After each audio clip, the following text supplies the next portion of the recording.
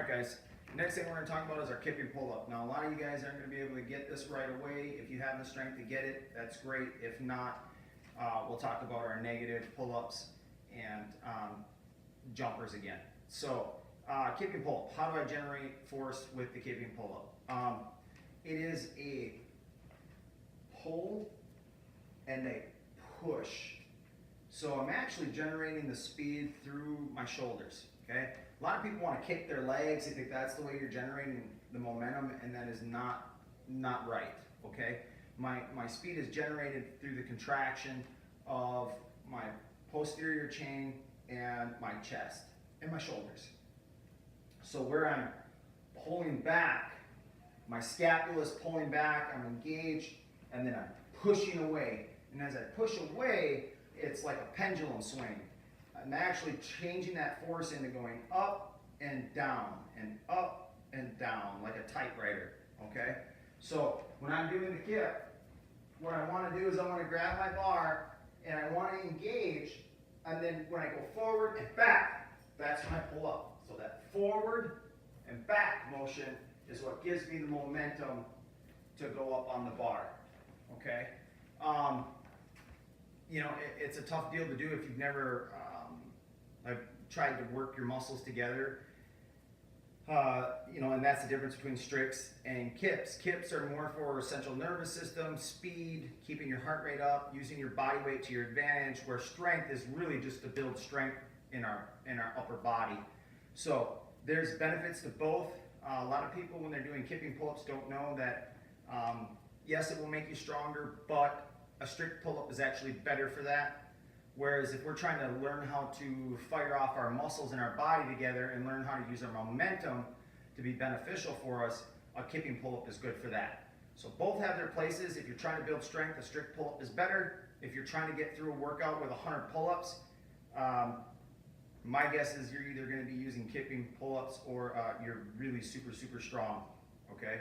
So the other thing you can do is a negative, and a negative pull-up is you start, when you jump up, you're going to be in the concentric phase, so you're going to be contracted, and as you go into the eccentric phase, as I'm letting my muscles out and coming down, I'm going to slow myself, all right? And I'm going to try to slow myself as much as I can through that motion.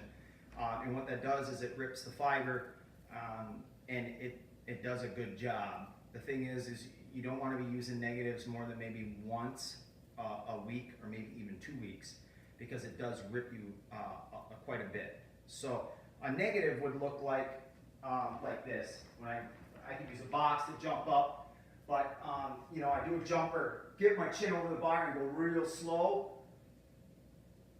down, okay? And get your full range of motion. I might have dropped a little bit too early there. When you come down, get your full range of motion, so we're working all the fiber. Again, you don't want to use that too much, okay? It doesn't have to be super slow, just has to be slower than what you would normally just let yourself go, okay? And you're still working that fiber. And don't overdo that either. You don't want to do a bunch of those. You know, if you're using them, maybe do 5 in a set, okay? And maybe 3 sets of that. You don't want to like pound out the arms with that, okay? We went over our jumpers before, but I'll go over it again. The jumping pull-up, in case you can't do kips, you know, you get a box, something like that you can kick off of, right? And just put my foot up, I jump over the bar and come down to full hang, okay? And work on, we all got to do this, but work on engaging the scapula up and down. And up and down, okay? Try not to let your shoulders out so that your shoulders are out of socket. I want to keep a nice good form. Don't get sloppy with it. That's very easy to do, and sometimes if you don't think about it, you'll do it unintentionally, all right? So on the kips, remember you're generating your force in the chest, posterior chain, in your back muscles, and you're pulling and pushing, right? So I'm pulling into it and pushing away from it. And that's where I generate my momentum. All right. There's a couple other drills we can do, and I'll add those in. But for right now, if you can't do kips, maybe just do jumpers. If you want to throw some negatives in there, you can.